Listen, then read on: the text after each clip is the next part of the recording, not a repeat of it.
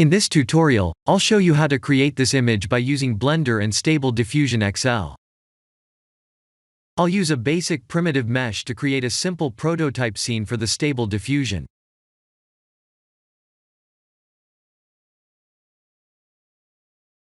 Please render the image and import it in Stable Diffusion.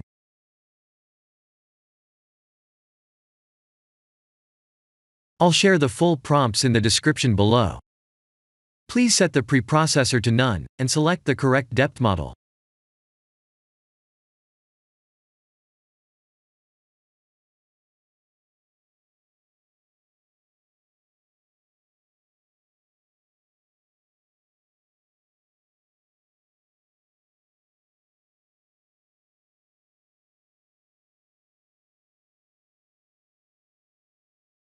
Now that the AI knows what we need, let's send this result to image to further enhance the details.